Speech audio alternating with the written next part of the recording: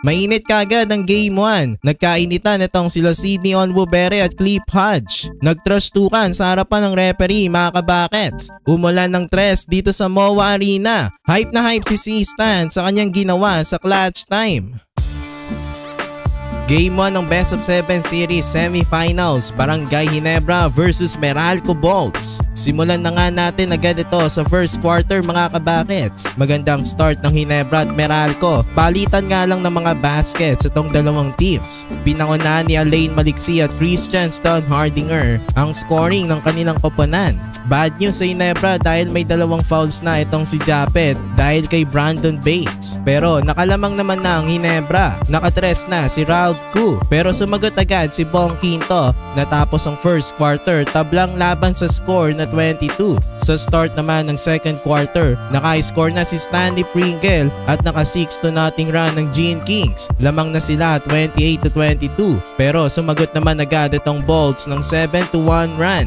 Nakatabla na nga agad sila pero pamatay sunog ang Ginebra rookie. Nakatres na naman si Ralph Koo. Tapos bineterano naman ni Japet Aguilar itong si Brandon Bates. Nagkakapisikalan naman na itong sila Cliff Hodge at Sydney Onwubere. Nagkatrastukan pa nga itong dalawa sa harapan ng referee. Pero patuloy naman ang run ng Gene Kings. Nakatres na naman si Stanley Pringle at lamang na ang Ginebra ng 9 points. Pero after nyan, sumagot ng 12-2 run itong Meralco at nanakaw pa nga nila ang kalamangan sa Ginebra at the half 41-40. Sa start naman ng second half, naka 6-2 nating agad ang Bolts. Lamang na nga sila ng 7 points, 47-40. Pero sumagot naman agad ng massive run itong Gene Kings. Naka-tres ulit si Ralph Koo.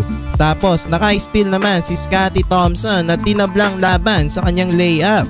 Tapos Stanley Pringle, sinusukat pa itong si Anjo Karam bago gawing asintahan. Lamang na ang Gene Kings ng tatlo, 59-56. After nga niyan mga kabakets, na control na ng Ginebra ang third quarter. Nagpaulan ng tres ang Gene Kings. Bago pa matapos ang quarter, pinaingay pa ni Scotty Thompson ang Ginebra crowd sa kanyang 3-pointer. Natapos ang third quarter, lamang na ang Ginebra ng 12 points, 73-61. Sa start naman ng fourth quarter, nakatres na naman ang Ginebra. Mainit pa rin itong si Ralph Koo. Nakalimang tres na nga siya ngayong game. Pero hindi pa tapos itong Bolts. Pumupuso pa, nag-showtime itong si Quinto sa kanyang one-handed dunk. At naibaba pa nga ng Bolts sa limang lamang ng Ginebra, 78-73. Pero Stanley Pringle pamatay sunog sa kanyang 3-pointer. Kaya lang hindi pa rin tapos itong Bolts sa kanilang run. Alain Maliksi from beyond the arc. Kaya lang parating may sagot ang Gene Kings. Clutch 3-pointer by Ralph Koo. Tapos sinundan pa yan ng end one play ni C-Stan.